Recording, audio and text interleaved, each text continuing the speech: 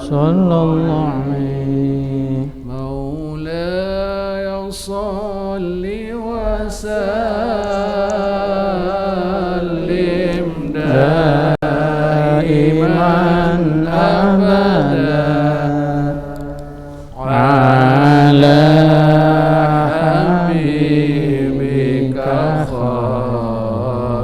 khairil khalqi kullihim lam yahtalim qattu taha mutlaqan abada wa ma tasaba aslan fi mada zamani Maulaya salli wa sallim daiman abada ala habibika khairil khalqi kullihim minhu damu falam tahrab wa ma waqa'at dubabatun abadan fi jismihil hasani Maulaya salli wa sallim daiman abada ala habibika khairil khalqi kullihim bi khalfihi ka'amami ru'yatun sabatat wa la yura asru bawlin minhu fi alani Maulaya salli wa sallim daiman abada ala habibika khairil khalqi kullihim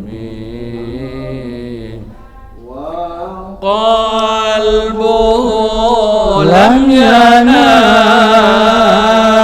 wal ainu qad na'asat wa la yaradillahu fi syamsi dhu fatani Maulaya salli wa sallim daiman abada ala habibika khairil khalqi kullihim قد علتا قوما إذا جلسوا عند الولادة صيب يا ذا بمختتني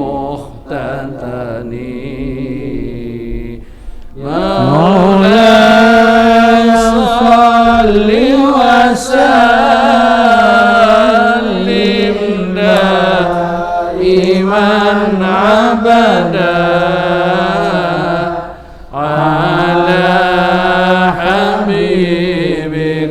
khairil khalqi kullihim hadhil khasa'is fadaha takun amina min syarri nari wasurraqi wa min mihani maulaya salli wa sallim daiman abada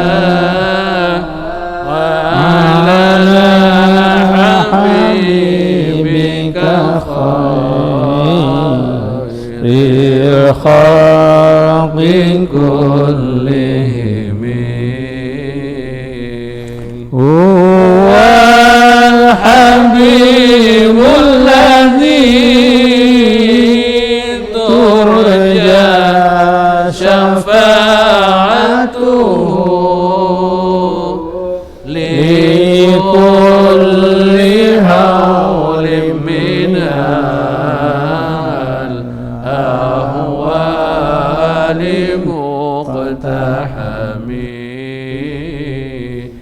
يا ربي بالمصطفى بلغ مقاصدنا واغفر لنا ما مضى يا واسع الكرم اللهم صل وسلم وبارك عليه.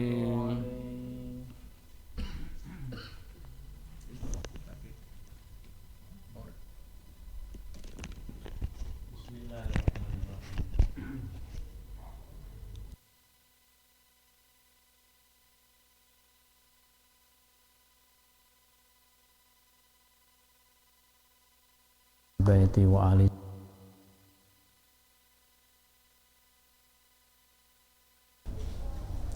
mu'allif hadzal kitab Hujjatul Islam Abi Hamid Al-Ghazali wa mu'allif Marakil Ubudiyah Syekh Muhammad Nawawi Al-Jawi Al-Bantani wa khususan ila muassis hadzal ma'had Al-Hamidiyah al-maghfur lah Kyai Haji Ahmad Syekhu wa Nyai Syekha wa masyayikhina wa masyayikhi masyayikhina wa khususan ila abi Kyai Haji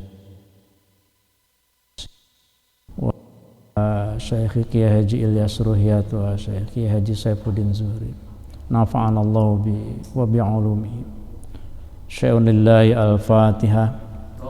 A'udzu billahi minasy syaithanir rajim. Bismillahirrahmanirrahim. Alhamdulillahi rabbil alamin arrahmanir rahim maliki yaumiddin iyyaka na'budu wa iyyaka nasta'in ihdinas siratal mustaqim siratal ladzina an'amta 'alaihim ghairil maghdubi 'alaihim waladdallin. Rabbighfirli wa li walidayya.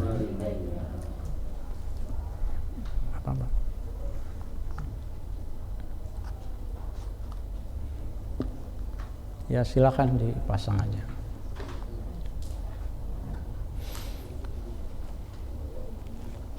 Alhamdulillahirabbil alamin. Jamaah Al-Hamidiyah, pada siang ini di bulan suci yang berkah kita melanjutkan kembali ta'lim kita, kitab Bidayatul Hidayah karangan Asy-Syaikh Imam Al-Ghazali.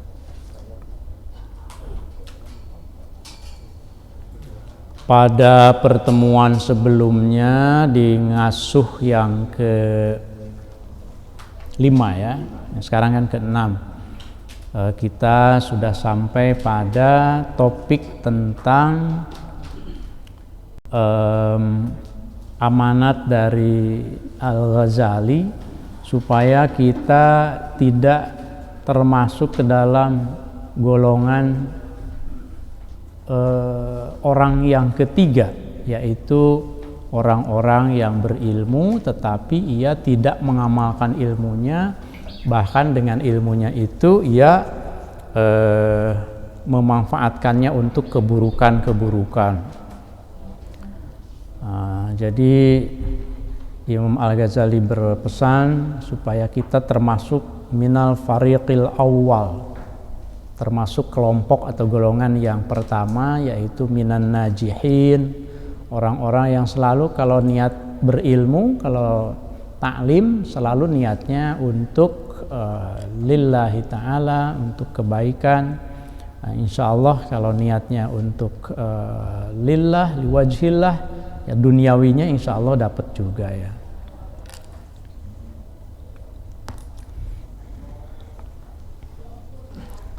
Ini jemaahnya baru 76.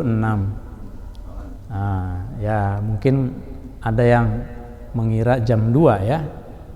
Tidak apa-apa, pemanasan baca sholawat 1/4 jam. Mudah-mudahan di bulan suci Ramadan apalagi dengan membaca tibbil qulub, sholawat tibbil qulub, itu kan isinya itu adalah kita membaca sholawat kepada Rasul, kemudian secara khusus kita berharap supaya kita dijauhkan dari dari musibah, dari malabahaya, ya termasuk dari COVID-19 ini ya. Mudah-mudahan segera kita normal kembali sehingga kita bisa melaksanakan aktivitas lebih sempurna lagi.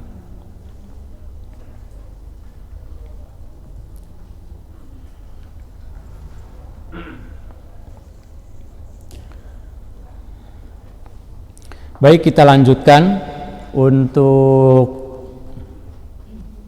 jamaah yang pegang kitabnya Maraqil Ubudiyah karangan Syekh Muhammad Nawawi Al-Jawi Al-Bantani, halaman 9 ya.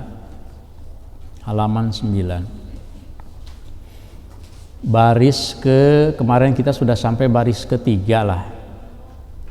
Terakhir Al-Mu'allif berpesan sekali lagi jangan masuk kelompok ketiga karena itu akan menjerumuskan kepada kebinasaan, dan kebinasaannya itu hilakan la yurja ma'hu falahuka, yang tidak mungkin diharapkan lagi bisa diselamatkan, wala yuntadharu, dan tidak bisa ditunggu lagi silahuka, kebaikannya. Jadi tak ada harapan lagi kalau kita sudah masuk kelompok yang ketiga yang sudah tahu kok ilmunya untuk berbuat baik, tetapi justru kita memberi contoh yang tidak baik. Kemarin ada satu kalimat yang saya kira bagus, lisanul hal afsahu mil lisanil maqal.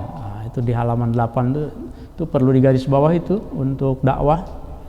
Baris keberapa tuh halaman 8? 1, 2, 3, 4, 5, 6, 7, 8, 9, 10, 11, 12, 13, 14, 15, 16, 17 ya, baris ke-17. Walisanul hali afsahu min lisanil maqali. Perbuatan itu lebih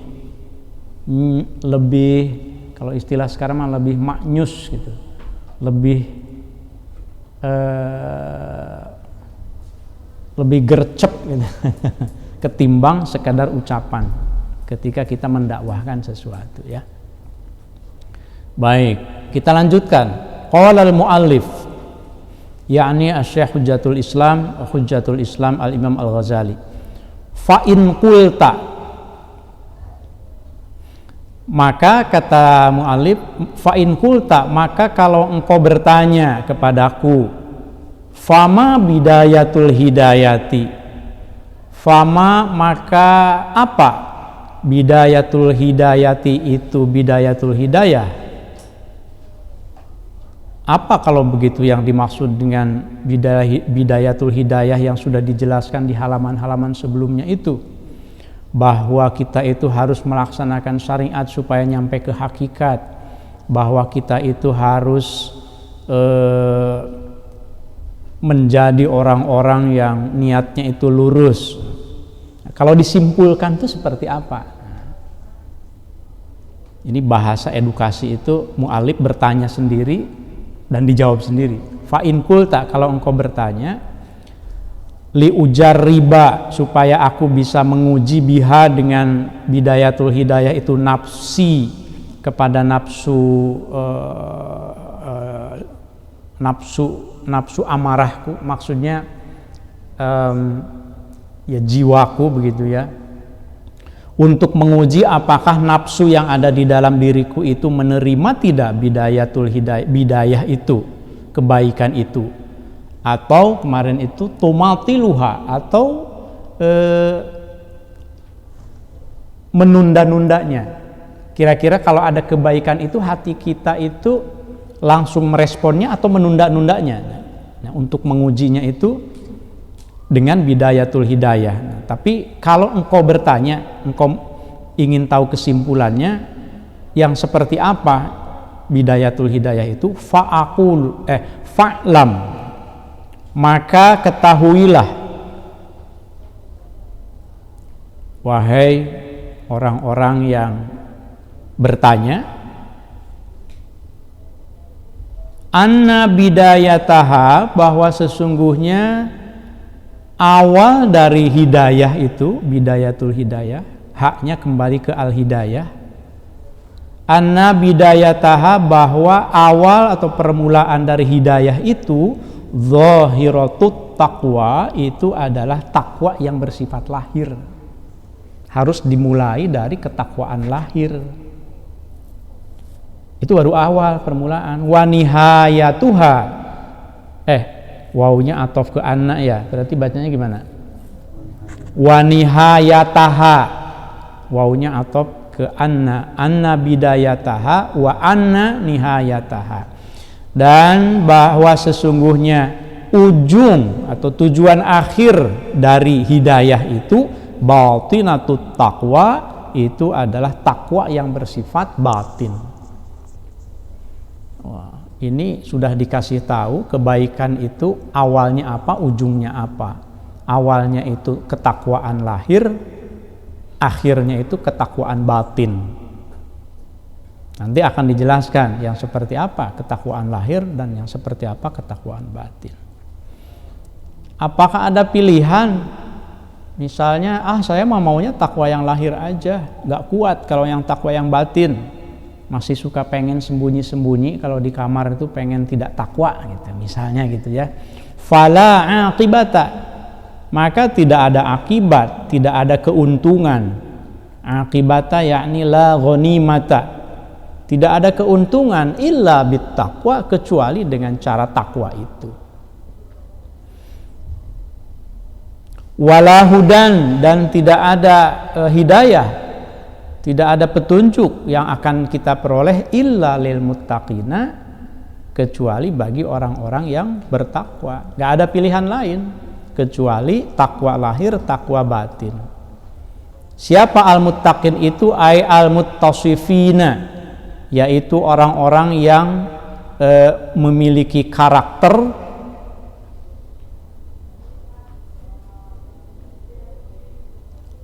itu penjelasan di tengahnya ya, kalau di itunya nggak ada ya. Ya, jadi maksudnya saya ingin menjelaskan siapa yang dimaksud al-muttaqin oleh al-mu'allif di sini itu, bahwa tidak ada pilihan kecuali harus bertakwa, dan orang yang akan mendapatkan hidayah itu hanya orang-orang yang bertakwa itu. Kalau mau disederhanakan itu, kebaikan itu hanya bisa diperoleh kalau kita menjalankan syariat ketakwaan secara lahir. Apa itu takwanya nanti ya, ini takwa saja dulu kata kuncinya. Kalau ada yang mau nawar, tidak bisa. Saya ingin dapat kebaikan, ingin dapat petunjuk, tapi rasanya hati ini belum bisa menjadi orang yang bertakwa secara benar gitu. Nggak bisa, karena la hudan illa lil muttaqin.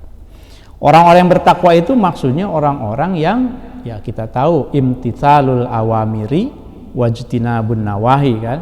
orang-orang yang menjalankan perintahnya dan menjauhi larangannya. Ini ada penjelasannya ke depannya. Wat taqwa. Dan adapun takwa itu yang dimaksud di sini ibaratun, itu adalah satu ungkapan, ya, definisi anim tithali awamirillahi, tentang menjalankan segala perintah Allah. Ini definisi takwa yang sangat umum ya.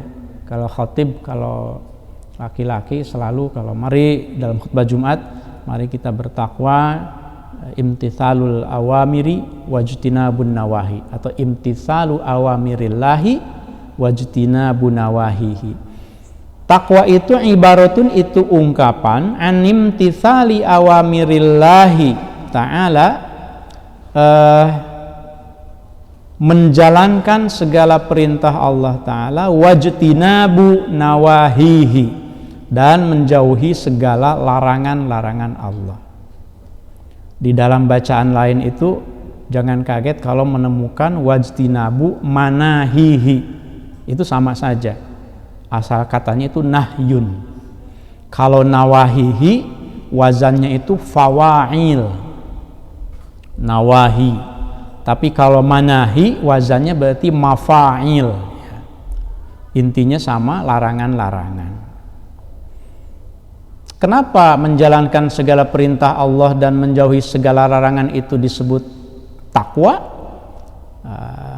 Syekh Nawawi Al-Bantani menjelaskan di tengahnya, li'annahu, karena dengan bertakwa itu yattaqi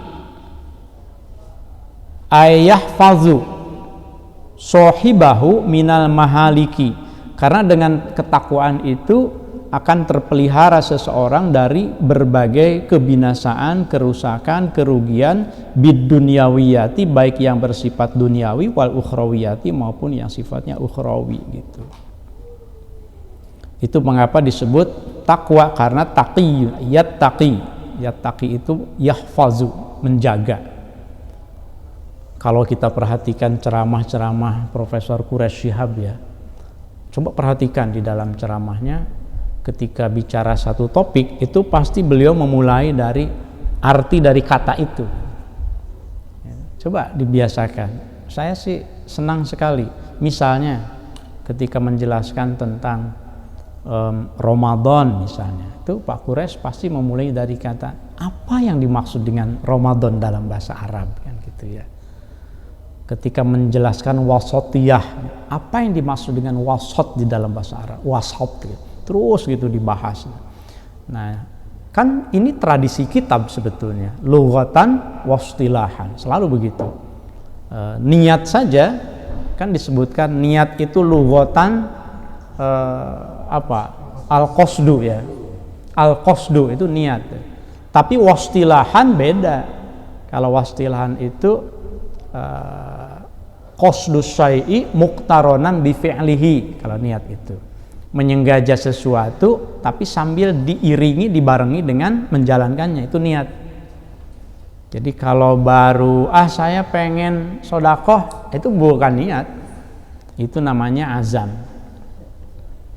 Harus bareng niat itu. Kalau memang niat mau sedekah, saat itu tuh sedekah gitu, keluarkan. Kalau baru akan, itu azam, ngazam. Azam juga penting juga. Kecuali niat puasa, nggak bisa. Kalau niat puasa itu pas sahur begitu azan subuh nawait sama, nggak bisa. Itu bisa dianggap tidak niat. Kecuali kalau puasa itu harus mabit, di malam hari.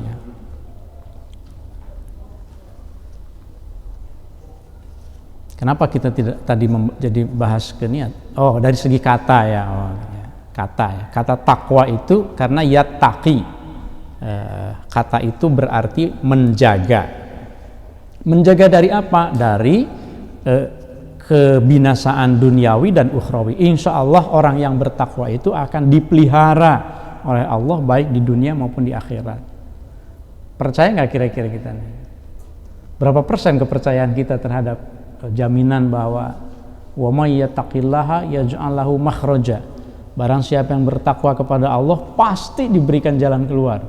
Apa punya masalah apa? Allah jamin, yattaqi, pasti Allah akan berikan jalan keluar. Wa yarzuqhu min haitsu la yahtasib. Dan pasti Allah akan berikan rizki yang tidak disangka-sangka. Percaya nggak besok kita mau dapat uang 1 miliar misalnya? Percaya? Ya, tapi harus realistis. Kalau enggak tamani nanti ya, bukan taroji lagi. Maksudnya itu kan dalam kehidupan secara keseluruhan jangka panjang. Dulu saya pernah agak menertawakan ketika ayah saya akhirnya mengizinkan saya mengembara ke Jakarta. Ini sedikit cerita ya, karena kaitannya dengan takwa. Ayah saya bilang, Pak, saya mau ke Jakarta nekat aja, pokoknya saya harus kuliah nanti tahun 90 paling lambat. Waktu itu tahun 88. Ya gimana Bapak nggak punya uang? Ya saya ayah tuh Pak, itu bekelan saya gitu seadanya gitu. Ya nggak ada seada-adanya juga. Ya, gajinya segini-gininya gitu buat di rumah gitu. Ya sudah Pak, bekali saya aja dengan apa yang bisa Bapak bekali. Nah, ayah saya memberi bekal, wa may yattaqillah yaj'al lahu makhraja. Kamu yakin aja. Sekarang kamu bertakwa saja. Kamu jalankan apa yang sudah kamu dapat di pesantren. Jangan lupa sholat duha. Jangan lupa sholat duha. Jangan lupa sholat sunat. Jangan lupa sholat. Intinya gitu ya. Nah, pokoknya laksanakan segala perintah Allah, jauhi segala larangannya. Yakin kalau begitu nanti wa may yattaqillah yaj'al lahu makhraja. Kalau kamu dapat masalah di Jakarta, pasti Allah akan berikan jalan keluar. Kalau kamu nggak punya uang di Jakarta, wa yarzuqhu min haitsu la yahtasib. Dulu saya senyum-senyum aja. Rezeki dari mana yang udah yang penting berangkat. Akhirnya berangkat, kemudian jualan rokok, jualan permen. Apa ini yang dimaksud jaminan dari Allah, saya bilang gitu kan. Ketawa aja saya dalam hati gitu, udah capek-capek ngaji tapi cuma dapat 1.000 sehari kan, 1.000 rupiah panas-panasan. Tapi kan hasilnya itu tidak hari itu. Nah, kalau jemaah melihat saya sekarang mungkin tidak pernah membayangkan bahwa yang sekarang sedang ngaji bidayah ini seorang yang pernah berpanas-panasan jalan kaki dari Kebayoran Lama ke Tanah Abang tiap hari gendong rokok dan permen ya. Dan selalu ada jalan keluar, sehingga saya punya prinsip hidup ini seperti air yang mengalir. Air yang mengalir bukan berarti nggak punya prinsip, tetapi sekecil apapun lubang, air itu akan masuk gitu.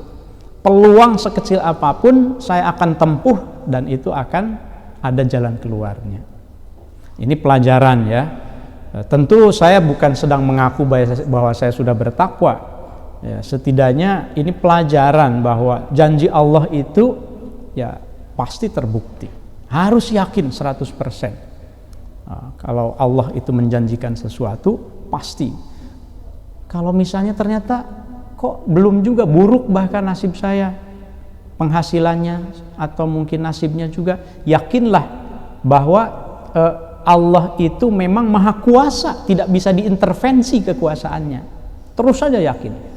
Husnuzan ya, insya Allah pada saatnya kita akan menemukan titik terang. Itu yang disebut nihayah, ujungnya gitu. Ujungnya kan bidayah di awalnya kan zahirut taqwa kan, ketakwaan lahir dulu tunjukkan, jangan langsung pengen batinut taqwa tadi yang batinnya gitu. Nanti itu di ujungnya. Memangnya kita sudah nyampe ke ujungnya? Saya juga belum tahu. Saya selalu berdoa kan, kita selalu berdoa, Allahumma inni as'aluka husnal khatimah. Ya Allah, aku memohon kepada Engkau supaya bisa husnul khatimah. Karena kita belum tahu ini. Nah, kita usahakan mudah-mudahan kita nyampe ke nihayah. Ya. Nah, itu penjelasan takwa. Fahuma, nastamir, kita lanjutkan. Fahuma, maka adapun menjauhi melaksanakan segala perintah Allah dan menjauhi segala larangannya itu, betul ya, qismani, itu terbagi 2 bagian. Waha, dan inilah Jadi ha ini litanbih. Waha inilah ana, aku, kata muallif, kata Syekh Al-Ghazali. Waha ana usyiru. Ana atau inna. Kalau di bidayahnya ana, tapi kalau di tengahnya inna. Bisa dua-duanya. Waha dan ingatlah ana, aku. Adapun aku usiru itu memberi isyarat alaika kepada engkau bijumalin dengan kalimat-kalimat dengan jumlah-jumlah mukhtasaratin yang ringkas. Nah, ini aku mau kasih tahu nih yang ringkas tentang takwa itu. Itu terbagi dua, kata Imam Al-Ghazali. Artinya kitab ini akan menjelaskan dua bagian itu. Yang pertama akan menjelaskan imtisalul awamir, apa saja sebetulnya tips dan triks tips dari Imam Al-Ghazali supaya kita bisa termasuk yang taat, yang bertakwa, yang imtisalul awamir. Itu bagian pertama. Lalu Imam Al-Ghazali dalam kitab ini juga akan memberikan tips bagaimana caranya supaya kita bisa meninggalkan maksiat, yaitu tarkul ma'asi, atau tadi istilahnya itu apa? Wajtinabun nawahi, ya, ijtinabun nawahi. Itu dua bagian utama yang akan dibahas di dalam kitab ini. Jadi ternyata kita baru pembukaan nih sekarang. Baru pembukaan saja sudah disentil-sentil ya oleh Al-Ghazali ya. Nah, mudah-mudahan kita bisa khatam ya. Ini ngasuh bisa khatam nggak kira-kira nih? Insya Allah ya. Kita akan uji nih kalau mampu khatam keluarga besar Al-Hamidiyah. Nanti kita bawa keluar ngajinya ke publik, majelis ta'lim umum. Kalau sekarang kita uji dulu sampai khatam dulu nih, nggak tahu episode berapa nanti. Wa ulhiqu. Nah, selain yang dua bagian itu, wa ulhiqu, dan aku akan menambahkan qisman, bagian, satu bagian, salisan, yang ketiga. Di kitab ini selain tentang taat, tips tentang bagaimana caranya taat dan tips bagaimana caranya menjauhi kemaksiatan, aku akan tambahkan, kata Al-Ghazali, bagian ketiga. Bagian ketiga ini nanti itu adalah tentang adabus suhbah, tentang etika bersosialisasi dengan manusia lain, etika bagaimana kita bersahabat dengan orang, etika bagaimana kita bermitra di tempat pekerjaan, etika bagaimana caranya kita bergaul dengan sesama pembina, bagaimana cara bergaul yang baik menurut kacamata spiritual dengan sesama guru, dengan sesama karyawan, apakah saling suuzon atau husnuzon, atau kalau kita melihat ketidakbaikan bagaimana kita menyikapinya. Semuanya akan dibahas di bagian ketiga oleh Imam Al-Ghazali. Apa tujuannya? Liyasiro, supaya menjadi apa? Hadal kitabu, kitab ini, kitab Bidayatul Hidayah ini, jami'an, itu menghimpun. Maksudnya menghimpun apa? Menghimpun penjelasan tentang bagaimana cara taat kepada Allah dan cara berinteraksi dengan sesama manusia. Jadi lengkap. Kitab ini kitab paling rendah loh untuk ukuran Imam Al-Ghazali. Ya, paling dasar, namanya aja Bidayah. Kalau yang tingginya nanti Ihya Ulumuddin, Mishkatul Anwar. Mudah-mudahan sih kita nyampe juga ke situ ya. Nyampe umurnya, nyampe waktunya, nyampe juga niatnya, mudah-mudahan. Mughniyan, selain jami'an, jami'an itu komprehensif, menghimpun, mughniyan juga supaya kitab ini mencukupi, memadai. Karena ada kitab-kitab yang di dalam kitabnya itu tidak memuat imtisalul awamiri wajtinabun nawahi. Ada kitab-kitab yang lain membahas takwa itu umum saja. Kalau ini tidak lengkap. Ada juga kitab-kitab lain itu terlalu panjang. Yang ini tidak, mukhtasarah namanya. Kitab yang ringkas ya. Mughniyan itu maksudnya itu, mencukupi.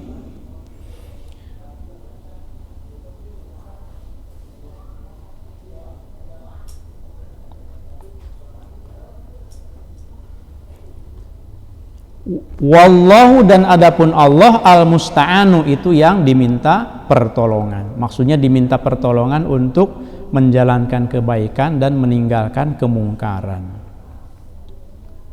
Di matannya tadi ada yang sedikit kelewat setelah mukhtasoroh ya, saya ulang.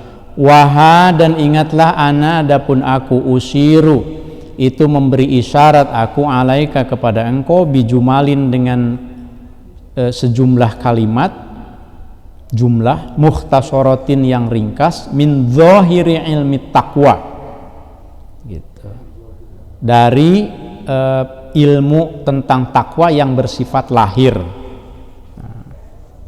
Fil qismaini, dalam dua bagian, jami'an, seluruhnya. Saya karena melihat dari tengah juga, jadi matanya bulak balik ya, kadang-kadang ada yang kelewat. Wa ulhiqu, dan aku tambahkan, kisman, satu bagian, salisan yang ketiga, liyasira, supaya jadi apa, hadzal kitab ini, jami'an, itu menghimpun, mughnian, itu apa tadi, mencukupi, wallahu, dan adapun Allah, al-musta'anu, itu zat yang diminta pertolongan. Itulah muqaddimahnya. Qala al-muallif, al-qismul awwalu, adapun bagian yang pertama, kita mulai ini, takwa itu bagian yang pertamanya itu imtitsalul awamir. Al-qismul awwalu, adapun bagian yang pertama, fit ta'ati, itu menjelaskan tentang taat, ketaatan. At-ta'ati itu jama' muannas salim dari at-ta'ah. At-ta'atu, at-ta'ati.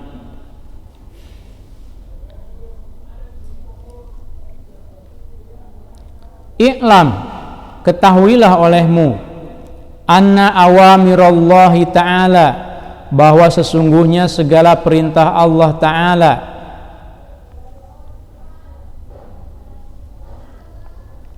perintah Allah yang harus dipatuhi itu faraidu. Yang pertama ada yang sifatnya itu fardu, wa nawafilu, dan ada yang sifatnya itu sunnah. Ada dua berarti ya, perintah Allah itu. Ciri kita bertakwa itu nggak cukup loh hanya menjalankan faraid yang wajib ternyata, kalau kata Imam Al-Ghazali, tapi juga nawafil yang sunnahnya. Oh, berarti kalau begitu, kalau menjalankan yang wajib saja, yang sunnahnya diabaikan, apa belum takwa? Menurut ukuran Imam Al-Ghazali belum. Karena yang dimaksud at-ta'at itu naw'ani, dua ya, faraidu wa nawafilu. Kok bisa begitu? Fal fardu, karena begini kata Al-Ghazali, fal fardu, maka adapun yang wajib itu, sholat itu kan wajib yang 5 ya, yang 5 waktu wajib, kemudian puasa, zakat, naik haji bagi yang mampu, itu kan wajib semuanya. Sebentar lagi kita akan melaksanakan zakat fitrah, itu wajib. Nah, fal fardu, maka adapun ketakwaan yang wajib atau perintah Allah yang wajib, yang fardu, ra'sul mali, itu ibarat pokok harta, modal. Ibarat modal harta. Ra'sun itu modal. Ya. Asluhu, kalau kita punya tabungan misalnya atau punya investasi, kita beli emas 10 juta, 10 juta itu ra'sul mali. Wahua, dan adapun ra'sul mal itu, pokok harta itu, modal kekayaan itu, aslut tijaroti, itu adalah modal bisnis gitu. Ya, aslut tijaroh itu modal bisnis, asal perdagangan, modal bisnis. Wabihi, ini Imam Al-Ghazali sedang mengiaskan soal ibadah yang wajib dengan urusan bisnis. Wabihi, dan dengan modal usaha itu, tahsulu, akan berhasil apa? An-najatu, keberhasilan. Tahsulu, akan diperoleh apa? An-najatu, keberhasilan. Berhasil dari apa? Berhasil jauh dari kebinasaan.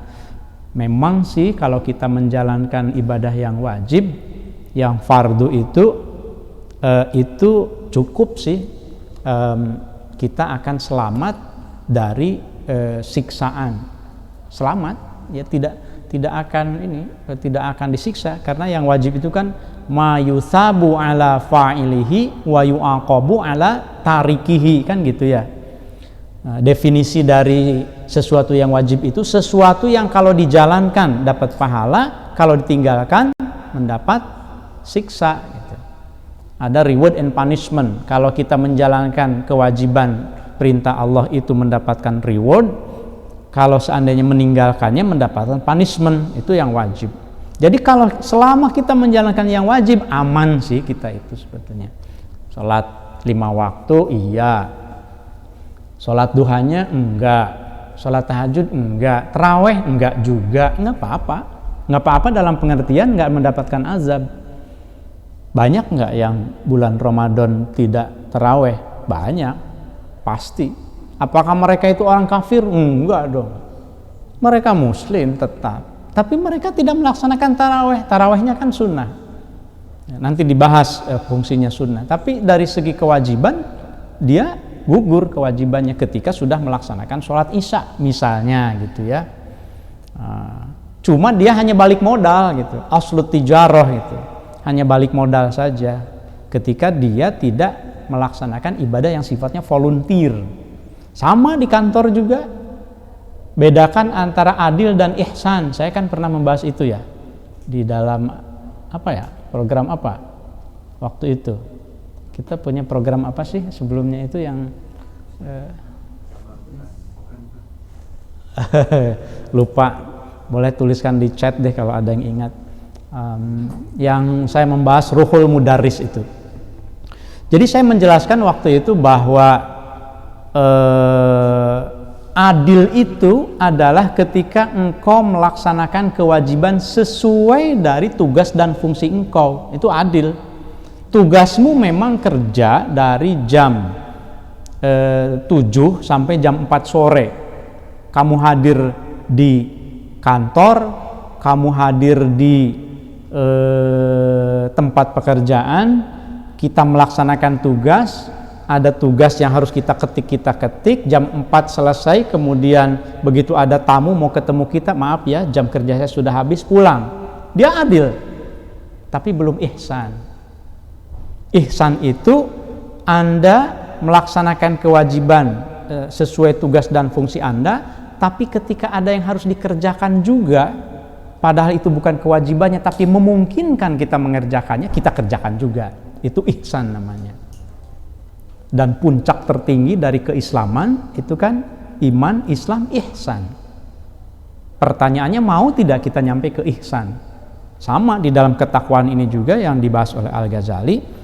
Apakah kita merasa cukup dengan aslut tijarah saja, modal usaha saja, atau kita ingin dapat untung? Enggak, saya mah pengen cukup modalnya aja, ya sudah, tahsulu, akan berhasil. Apa an-najatu? Keselamatan.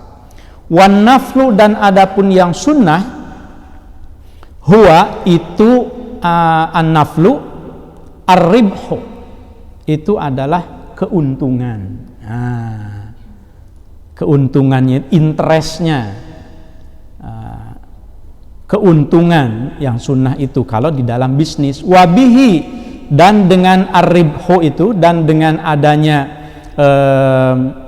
keuntungan itu, atau dengan adanya ibadah yang sunnah itu, al-fauzu, adanya kebahagiaan, adanya kesuksesan. Kalau secara bahasanya wabihi itu khobar muqaddam ya. Ini saya mau ulangi dari segi kebahasannya begini.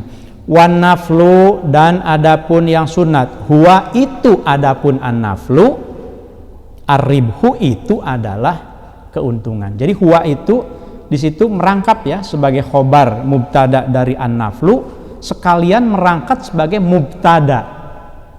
Khobar dari huwanya mana? Ar-ribhu. Sedangkan wabihil fauzu itu khobarnya didahulukan, wabihi, dan itu tetap bagi ar-ribhu, al-fauzu adapun kebahagiaan.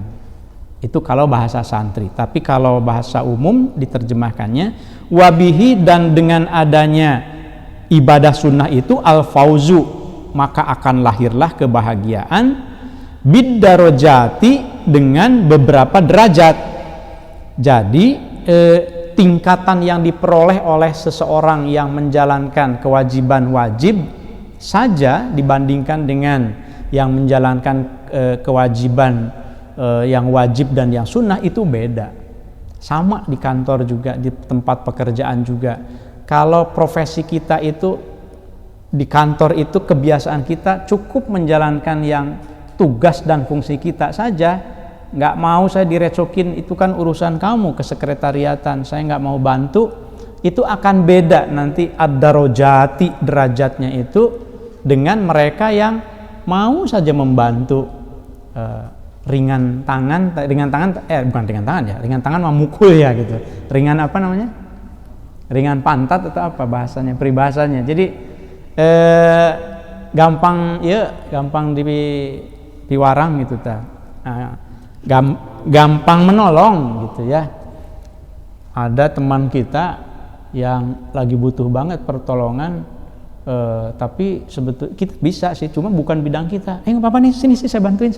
Aduh, itu beda di kantor itu kalau ada orang yang seperti itu dengan yang kaku hanya tugas dan fungsinya saja. Coba deh lihat. Karena kita pembina, saya nggak mau kalau di jam yang bukan pembina, aku nggak mau tahu. Misalnya, kan jam pembina mah jam 3:30 sampai jam 7. Begitu ada masalah, ada penting jam 9, itu kan bukan jam pembina. Misalnya gitu ya. Padahal ada yang urgen. Atau sebaliknya, guru, kan tugas saya kan hanya dari jam 7 sampai jam 3 misalnya. Begitu jam 3:30 ada yang harus dilakukan. Enggak, maaf ya, saya pulang aja. Itu akan beda dengannya. Saya bantu. Gimana? Saya masih bisa kok menunggu 30 menit lagi. Itu mah teladan, insya Allah gitu ya. Siapa yang akan memberi rewardnya? Ya kalau tidak di dunia mungkin pimpinan. Kalau tidak di dunia ya ad-darajati ini. Bagian dari ketakwaan yang akan diberikan rewardnya oleh Allah.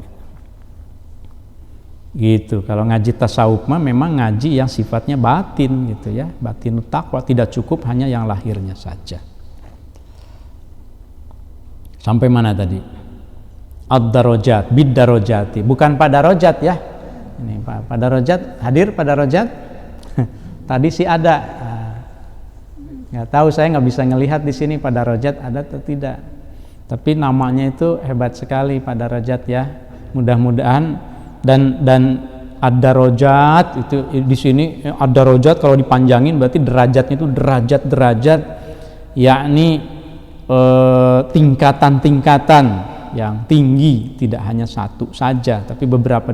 At-tabaqati minal maratib. Dijelaskan kalau Pak Darajat ingin tahu apa artinya nama Pak Darajat, itu saya lihat tuh ada tuh Pak Darajat. Ya, itu at-tabaqati minal maratib. Jadi tingkatan-tingkatan beberapa martabat, tobakot ya. Mana buktinya atau dalilnya? Ada tidak penjelasan yang menguatkan bahwa kalau kita menjalankan pekerjaan yang sifatnya volunteer itu akan lebih baik? Berkat bersabda Rasulullah Shallallahu Alaihi Wasallam. Rasul bersabda, yaqulu, berfirman, siapa? Allahu, Allah. Jadi ini ada firman Allah tapi diucapkan melalui Rasul. Berarti namanya apa? Hadis qudsi. Hadis qudsi itu adalah ucapan atau firman Allah tapi tidak diucapkan langsung oleh Allah, apalagi kepada kita, kepada manusia, tapi melalui mulut Rasulullah. Rasul bersabda, yaqulu, berfirman, siapa? Allah, tabaraka, maha berkah Allah. Maksudnya maha berkah itu maha menambah kebaikan. Wa ta'ala, dan maha tinggi Allah. Maksudnya ta'ala itu Allah adalah zat yang maha bersih dari segala keburukan. Itu ta'ala itu artinya. Kita kan sering mengucapkan Allah ta'ala. Harus tahu artinya. Allah ta'ala itu maksudnya Allah itu maha bersih dari segala hal yang tidak patut bagi Allah itu. Begini kata Allah, ma taqarraba, tidaklah mendekat, ilayya kepadaku, siapa al-mutaqarribuna, orang-orang yang mendekat dengan beribadah, bimisli ada ima, dengan seumpama melaksanakan kewajiban, iftaradtu yang aku wajibkan, alaihim kepada mereka. Ma taqarraba ilayya mutaqarribun bimisli adai ma taraktu alaihim, wala yazalu, dan tidaklah berhenti, al-abdu, siapa al-abdu, hamba, yataqarrabu, itu mendekat hamba, maksudnya selalu mencintai Allah, ilayya kepadaku, bin nawafili, dengan perintah-perintah yang sunnah, dengan amalan-amalan yang sunnah.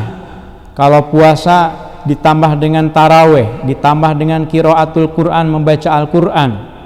Tidaklah ada hamba yang seperti itu, kata Allah, mendekat kepadaku dengan cara mencintai yang sifatnya sukarela, hatta uhibbahu, sehingga aku mencintainya.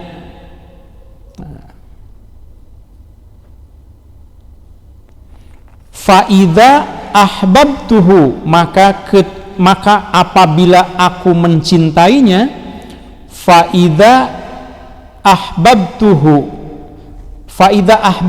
maka apabila aku sudah mencintai hu, kepada si hamba itu, kuntu, maka aku akan menjadi sam'ahu, itu telinganya atau pendengarannya, alladzi, yang yasma'u, mendengar orang itu, hamba itu, bihi, dengannya. Nanti penjelasannya ya, saya teruskan dulu bacaannya. Wa basarahu, dan aku akan menjadi matanya, alladzi, yang yubsiru, memandang orang ini, hamba ini, bihi, dengannya. Walisanahu, dan aku, kata Allah, akan menjadi lidahnya, alladzi, yang yantiqu, berbicara si hamba, bihi, dengan lidahnya itu. Wayadahu, dan aku, kata Allah, akan menjadi tangannya, allati, yang yabtisu, membentangkan si hamba, biha, dengan tangannya itu.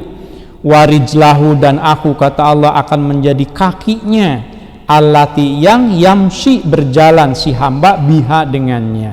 Nah, agak panjang karena itu bagian dari firman Allahnya.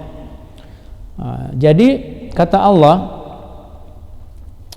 kalau seandainya seseorang itu senang melaksanakan at-ta'at, sesuatu yang diperintahkan oleh Allah tapi sifatnya itu sukarela, sunnah, amalan-amalan sunnah, maka ini jaminan dari Allah, orang itu akan menjadi kekasihku. Singkat ceritanya begitu. Kalau aku sudah menjadi kekasihnya, kalau ia sudah menjadi kekasihku, aku pun akan menjadi kekasihnya. Caranya bagaimana Allah menjadi kekasih kita itu? Kalau ia mendengar, yang ia dengar selalu kebaikan, karena ia mendengar dengan telinga Allah, kira-kira begitu. Jangan bayangkan telinganya maksudnya telinga secara lahiriah ya. Kata Allah, pokoknya aku akan jadi telinganya, aku akan jadi matanya, aku akan jadi tangannya, aku akan menjadi kakinya. Nah, Syekh Nawawi menjelaskan begini di dalam penjelasan atas hadis qudsi itu. Kuntu, nanti Allah itu akan menjadi hafidhu a'daihi, anggota badan kita itu akan dijaga oleh Allah. Begitu kita mau mencuri, ada aja jalannya, nggak jadi. Begitu kita mau nyontek, mau plagiasi misalnya, nggak jadi. Pokoknya ada saja gitu caranya itu. Begitu kita mau berbuat keburukan, kaki kita mau melangkah ke tempat yang buruk, ada aja jalannya itu, entah disenggol atau apa gitu. Itu maksudnya hafidhu a'daihi gitu. Hamia ajzaihi, Allah juga akan menjadi zat yang menjaga sifat kita, menjaga watak kita. Allah juga akan menjaga dia sehingga dia tidak bergerak, dia tidak melakukan sesuatu bi ghairi ridhoi, tanpa ridhoku. Pokoknya kalau Allah nggak ridho, kita kayak ada penghalang gitu untuk melaksanakannya. Kalau kita senang melaksanakan yang sunnah-sunnah gitu. Nah, makanya nggak heran kan mengapa para ulama itu yang katanya banyak karomahnya ya, yang bisa menebak sesuatu kejadian yang belum terjadi, yang bisa selamat gitu, yang lain mah celaka, tiba-tiba rumahnya mah tidak kebakaran padahal di sekelilingnya kebakaran misalnya, kan ada yang begitu. Itu adalah mereka-mereka yang senang melaksanakan ibadah sunnah. Kalau di kantor ibaratnya orang lain mah gajinya itu habis begitu, dia mah kok barokah, dapat aja bonus begitu, karena dia mungkin senang melaksanakan pekerjaan-pekerjaan membantu yang sifatnya volunteer buat orang lain. Bisa jadi begitu kan? Karena penghasilannya menjadi lebih banyak, karena di luar dari yang aslut tijarah tadi, nggak hanya ngandelin modal saja gitu. Nah, itu yang dimaksud gitu. Dan la yasma'u illa dzikri, kata Syekh Al-Bantani, orang yang senang dengan amaliyah sunnah itu tidak akan mendengar kecuali dzikir kepadaku. Ia tidak akan melihat, tidak akan memandang kecuali yang dia pandang itu keajaiban Allah, itu ajaibi malakuti. Ia juga tidak akan merasakan kenikmatan yang lain-lain selain daripada nikmat membaca Al-Quran. Atau dengan kata lain, kalau baca Quran tuh nikmat aja bawaannya. Itu orang yang senang dengan yang sunnah-sunnah. Ia tidak akan pernah merasa sedekat itu dengan Allah kecuali kalau ia bermunajat. Jadi kalau bermunajat maksudnya ia gampang banget menangis gitu. Kalau yang sekedar sholat wajib saja, yang kewajiban saja, yang zakat fitrah saja yang dikeluarkan, kalau sedekah infaknya tidak mau, ya mungkin akan berbeda dengan mereka yang senang berinfak yang sedekah. Saya masih ingat di dalam Sulamut Taufik itu ada satu kalimat ya, yang saya sejak kecil, karena kalau dulu waktu kecil saya diamanati sama ayah saya itu, kamu kalau pengen jadi wali 2 aja syaratnya katanya. Wah, gimana tuh Pak? Kan pengen kan anak kecil gitu dijanjiin jadi wali baru 10 tahun gitu. Kamu harus khatam dan hafal kitab Sapinah sama Sulam Taufik. Wah, gitu ya. Akhirnya diulang-ulang tuh berapa puluh kali itu Safinah itu. Alhamdulillah arisadaya puji lillahi eta kagungan Allah Rabbil alamina anu mangeranan sadaya alam wabihi sareng ka Gusti Allah nasta'inu nyuhunkeun pitulung abdi sadaya, sampai hafal ngalotok sampai. Nah, di dalam kitab Sulam Taufik ada satu kalimat, summat taroki, kemudian seseorang itu akan naik derajatnya litawaddudi, karena ia senang bin nawafili, dengan hal-hal yang sifatnya sunnah. Itu kalimat yang saya tidak akan pernah lupa. Pokoknya kalau seseorang itu senang mengerjakan yang sifatnya volunteer, ia akan naik martabatnya itu. Tingkatnya akan beda dengan orang yang merasa cukup mengerjakan kewajiban saja. Mengapa? Karena ya tadi itu, kalau yang cukup melaksanakan kewajiban itu dia hanya bersifat adil tapi belum ihsan. Nah, mudah-mudahan kita bisa ihsan ini ya. Begitu katanya. Nah, ini sudah mau 10 menit habis, jadi mungkin saya persilahkan kalau ada di chatroom atau di mana yang mungkin ada yang menyampaikan pertanyaan, atau mungkin bukan pertanyaan tetapi respon, silahkan. Ada tidak? Coba di chatroomnya ada? Nah,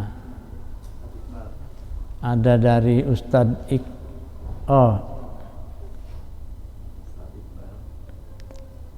nah, saya bisa ngelihat kalau begini kan, izin live. Kalau izin live bukan pertanyaan ya. Ngaji sekarang mah ada live-livean gitu. Nah, mangga ya silahkan.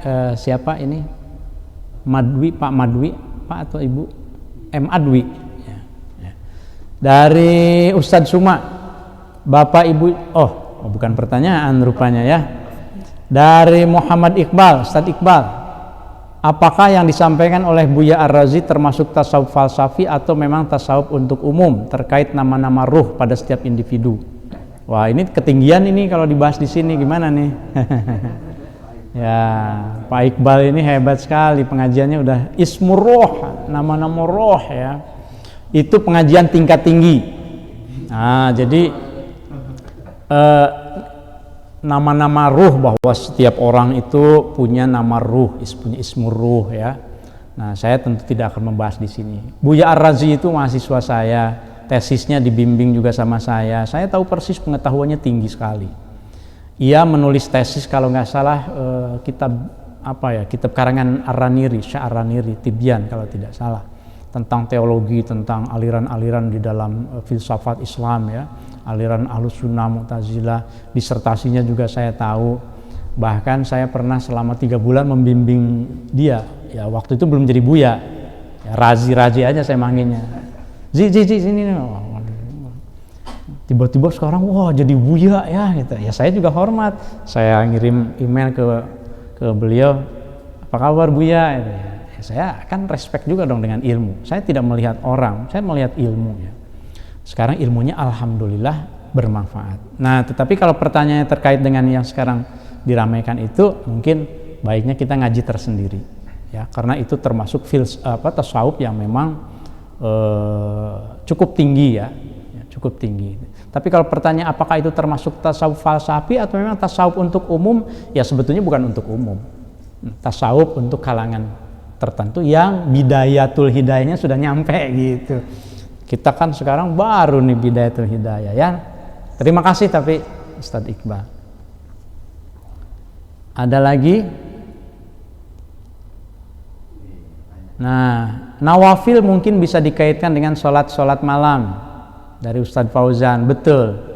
Tadi saya menyinggung sholat duha ya. Kemudian kalau Ramadan sholat taraweh. Kalau di hari-hari biasa qiyamul lail, sholat malam. Aduh berat, walau rakaat ini 2 rakaat cukup. Aduh nggak bisa saya bangun jam 2. Ya asal sebelum subuh sholat 2 rakaat nggak apa-apa. Itu juga qiyamul lail juga. Yang penting belum masuk subuh gitu ya. Yang penting itu apa sih? Afdhalul a'mali adwamuha wa in qalla. Yang penting itu amal itu adalah dawamnya, wa in qalla, meskipun sedikit. Sekali 6 rakaat tapi cuma sekali, mendingan 2 rakaat tapi tiap hari. Absen deh, absen. Kalau pagi absen ya. Absen apa? Absen kepada Allah, sholat duha walau rakaat ini. Jangan hanya santri yang disuruh sholat duha. Santri mah karena kewajiban dalam tanda kutip ya, kewajiban administratif gitu kan, istirahat sholat duha karena diawasin. Kita mah jangan karena diawasin, absen. Maaf ya saya absen dulu, absen. Qiyamul lail juga itu ya, saya kira gitu. Baik, kemudian berikutnya dari Pak Zen. Mohon izin bertanya, bagaimana caranya agar makom kita dalam melaksanakan ibadah wajib dan sunnah tidak memikirkan pahala dari Allah, namun hanya berdasarkan kita diciptakan hanya untuk beribadah kepadanya. Ya kalau tujuan ibadah kita itu untuk dapat pahala, mungkin akan dapat pahala. Tetapi jangan-jangan hanya dapat pahala tapi nggak dapat ridho gitu. Beda loh pahala dengan ridho itu. Nah, saya pernah mendengar ceramah Kiai Totoh Ghazali waktu kecil itu, melekat aja dalam hati. Coba bayangkan gedung penjara, LP, Lembaga Pemasyarakatan. Di LP itu ada macam-macam orang, ada yang tinggal di situ itu yang diridhoi oleh yang pemilik LP, ada yang tidak diridhoi. Kalau karyawannya betah di situ, di lembaga pemasyarakatan, nggak mau dia mau dipindahin, enggak saya di sini aja, ya kepala lapas, karena diridhoi oleh yang punya LP, kata Kiai Toto. Tapi kalau yang narapidananya nggak betah dia di situ, padahal dikasih makan juga. Kenapa? Karena nggak diridhoi, orang dihukum. Nah, oleh karenanya saya kira kita di dalam ibadah itu yang paling penting adalah mardhatillah. Mari kita pelan-pelan tanamkan bahwa ya kita ingin mendapatkan ridho dari Allah. Memang tidak mudah ya, tapi mudah-mudahan insya Allah bisa ya. Kemudian yang tadi sebelumnya lagi ada lagi atau enggak, udah. Ini dari Kiai Mahfud. Alhamdulillah Kiai Mahfud. Wah, Kiai Mahfud harusnya ini yang memberi pengajian kalau Kiai Mahfud. Ya, Kiai Mahfud ini menulis di pesantren Al-Hamidiyah sering diwacanakan istilah sedekah waktu. Seperti di samping mengajar yang terjadwal juga mau meluangkan waktu untuk bimbing siswa di luar jadwal, tapi rela tanpa dikasih honor. Nah, ini yang dimaksud dengan ihsan. Jadi ini yang saya butuhkan. Jadi contoh-contoh empirik di Al-Hamidiyah itu seperti apa sih yang dimaksud dengan an-nawafil itu? Ini poin kita pada hari ini an-nawafil loh. Nah, ya itu salah satu contohnya. Kalau misalnya nggak ada honornya atau begitu dapat honor, cuma segini. Berarti dia termasuk yang al-mukatsarah bil mal, yang kemarin itu kata Imam Al-Ghazali, itu yang bisa merusak hati kita. Al-mukatsarah bil mal itu maunya kan at-takasur saja, numpuk banyak-banyakin, begitu dapatnya dikit. Nah itu kalau masih ada di hati kita itu begitu. Kemarin capek-capek bantuin ya panitia wisuda, segini doang ya honornya ya. Hilang deh pahalanya. Gitu ya, nggak dikasih honor, bisa nggak gitu? Kalau misalnya bantuin, tapi ini sunnah sifatnya, bantuin, volunteer gitu ya, nggak ada honornya, coba bisa tidak gitu? Syukur-syukur kalau kita ngasih sukarela, kalau udah bisa ngasih ya alhamdulillah. Tapi kalaupun enggak, bisa nggak ngasih pekerjaannya, tapi nggak dikasih honor, bisa nggak?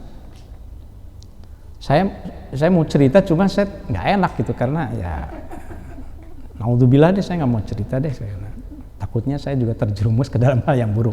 Pokoknya itu berat, tapi bisa dilakukan. Menolak bahkan kalau memang bukan haknya itu bisa dilakukan ya. Nanti kalau kita ngobrol pribadi, nanti kita saling bercerita. Terima kasih Kiai Mahfud. Ini yang seperti yang penting gitu. Berarti Kiai Mahfud kan sudah mempraktekkan. Jadi kalau ingin memberi jam ngajar, boleh ke Kiai Mahfud, nih sudah siap. Tapi setelah ngasuh pada hari ini, insya Allah semuanya siap. Ya, insya Allah saya kok yakin ya, saya kok husnuzonnya tinggi banget saya kalau di Al-Hamidiyah. Karena ini pesantren ya, warisan Kiai Syekhu yang makin kesini saya makin tergagum-gagum dengan sosok Al-Maghfur lah.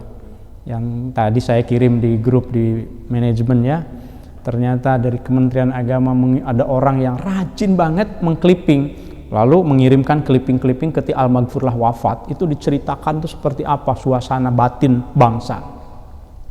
Suasana batin bangsa kehilangan sosok yang mempersatukan, kehilangan sosok. Saya bilang berarti Al-Maghfurlah ini sosok yang di PBNU, di DPR, GR kan pimpinan itu luar biasa.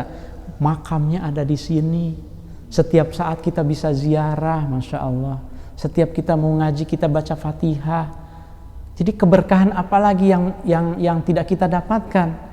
Fabi ayyi ala'i rabbikuma tukadziban, kira-kira gitu ya. Nikmat apalagi yang engkau dustakan? Engkau sudah mendapatkan nikmat menjadi keluarga besar Al-Hamidiyah, kan begitu. Itu nikmat yang luar biasa. Jadi jangan pergi ya. Nah, siapa yang mau pergi? Nggak apa-apa ya. Kalau mau pergi ya. Sudah ada saatnya. Tapi maksudnya selama di sini berikanlah yang terbaik untuk pesantren Al-Hamidiyah, untuk Yayasan Islam Al-Hamidiyah. Nah, kira-kira gitu kaitannya lah. Terima kasih. Kemudian tadi itu yang di atas apa? Mohon diulang penjelasan mengenai tips cara menjadi takwa agar menjadi kekasih Allah. Ya, ini salah satu tipsnya itu adalah dari Ibu Wulan ya. Tipsnya itu adalah senang dengan an-nawafil, senang dengan ibadah-ibadah yang sunnah. Itu tips yang pertama nih Al-Ghazali ya, dari Imam Al-Ghazali. Kalau Imam Al-Ghazali itu nggak pas disebut syekh karena lebih tinggi dari itu, Hujjatul Islam. Makanya nyebutnya Imam Al-Ghazali. Kemudian dari Bu Embai.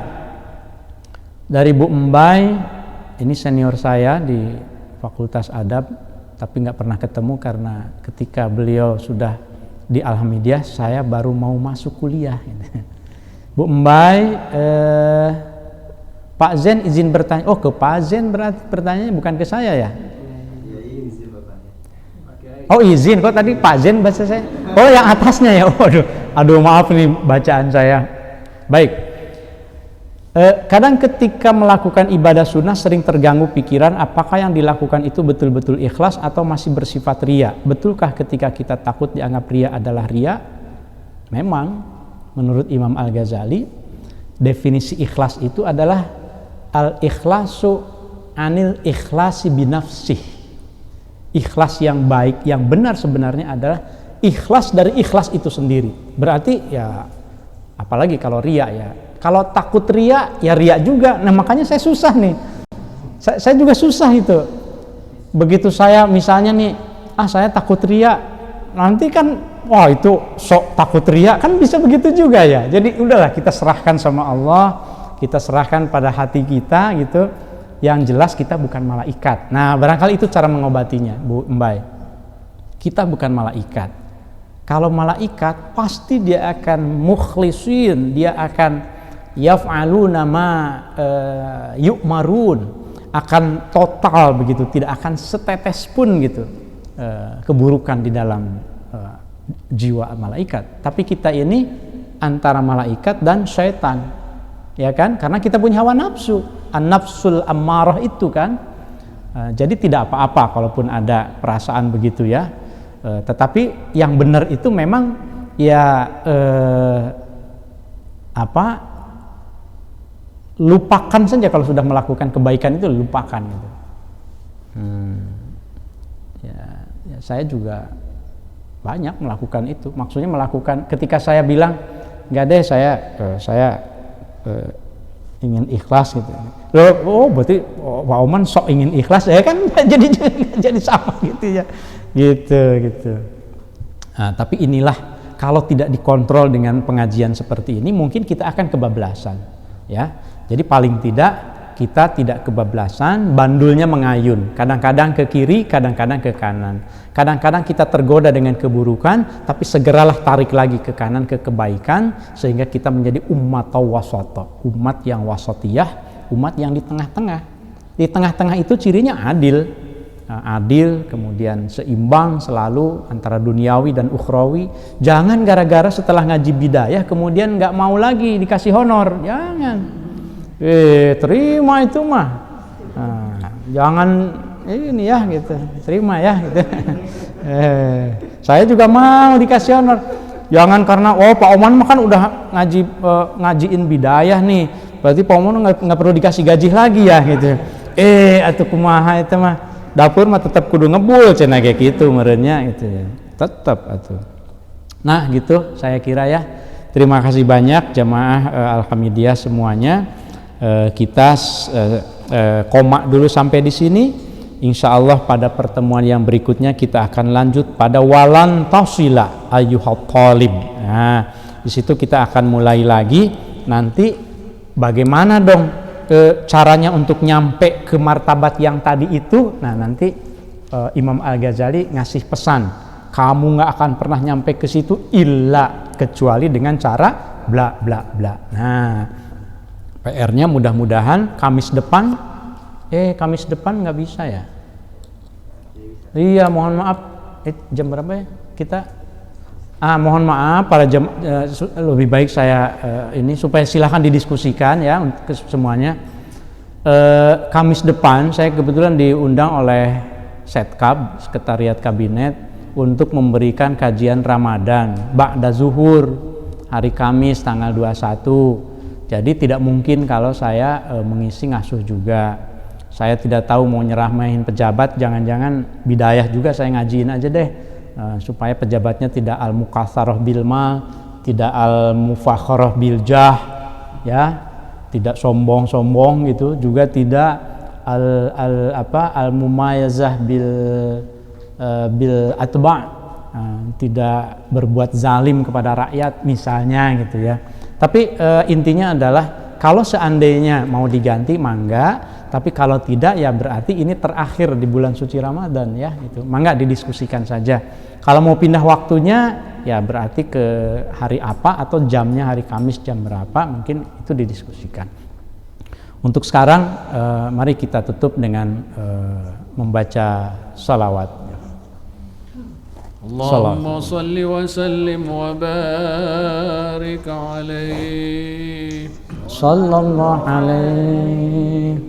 Allahumma salli ala sayyidina Muhammadin tibbil qulubi wa dawaiha wa afiyatil abdani wa shifaiha wa nuril absari wa diyaiha wa ala alihi wa sahbihi wa sallim. Allahumma salli ala sayyidina Muhammadin tibbil qulubi wa dawaiha wa afiyatil abdani wa shifaiha wa nuril absari wa diyaiha wa ala alihi wa sahbihi wa sallim. Allahumma salli ala sayyidina Muhammadin tibbil qulubi wa dawaiha wa afiyatil abdani wa shifaiha wa nuril absari wa diyaiha wa ala alihi wa sahbihi wa sallim. Allahumma salli wa sallim wa barik alaihi. Assalamualaikum warahmatullahi wabarakatuh. Waalaikumsalam.